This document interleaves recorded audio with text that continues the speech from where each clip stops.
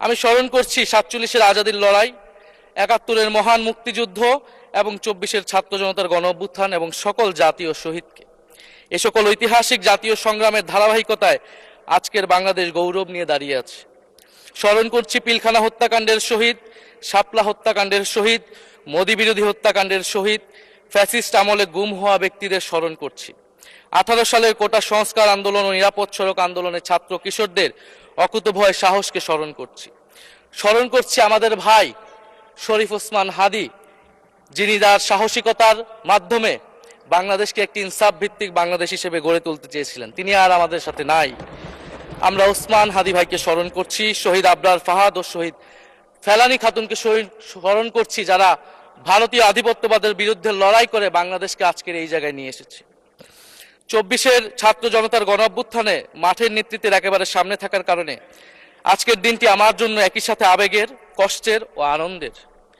আমাদের সংগ্রামের সাথী শহীদ আবু সাইদ, শহীদ মুগ্ধ, শহীদ ওয়াসিব, 4 বছরের শিশু আহাদ, 6 বছরের শিশু রিয়া গোপ সহ প্রায় 150 শিশু শহীদ। মাননীয় স্পিকার, পুলিশের এপিসি থেকে ফেলে দেওয়া শহীদ ইয়ামিন, সাভারের আশুলিয়ায় ভ্যানের উপরে জীবন্ত অবস্থায় আগুনে পুড়িয়ে মারা কিশোর শহীদ সজল সহ অগণিত মানুষের স্মৃতি আমাকে প্রচন্ডভাবে নাড়া দিচ্ছে। মাননীয় স্পিকার,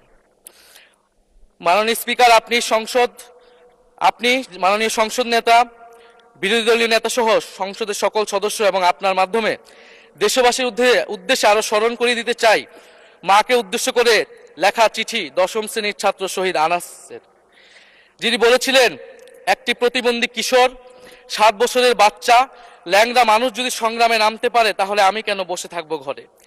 একদিন তো মরতেই হবে, তাই মৃত্যুর ভয় করে স্বার্থপরের মতো ঘরে বসে না থেকে সংগ্রামে নেমে গুলি খেয়ে বীরের মতো মৃত্যু অধিক শ্রেষ্ঠ। যে অন্যের জন্য নিজের জীবন বিলিয়ে দেয় সেই প্রকৃত মানুষ। আমি যদি বেঁচে না ফিরি তবে কষ্ট পেও না, গর্বিত হয়েও জীবনের প্রতিটি ভুলের জন্য ক্ষমা চাই। আনাস তার মাকে এই চিঠি লিখে রাস্তায় নেমে গিয়েছিলেন, শহীদ হয়েছিলেন। মাননীয় স্পিকার, যাদের আত্মত্যাগের কারণে আজকে আমরা এখানে বসে কথা বলতে পারছি। মাননীয় স্পিকার, জুলাই গণ অভ্যুত্থানের সাথে জড়িয়ে আছে দেশনেত্রী বেগম খালেদা জিয়ার সংগ্রাম ও তার আত্মত্যাগ। ওনার সংগ্রাম অনুপ্রাণিত করেছিল বাংলাদেশের তরুণ সমাজকে আত্মত্যাগ করতে, আত্মহুতি দিতে গণ অভ্যুত্থানে। আমরা আজকে তাকে শ্রদ্ধার সাথে স্মরণ করছি। মাননীয় স্পিকার, আমি বিশ্বাস করতে চাই আমরা যারা সংসদে বসতে পেরেছি কেউই এই শহীদের রক্তের সাথে বেইমানি করব না।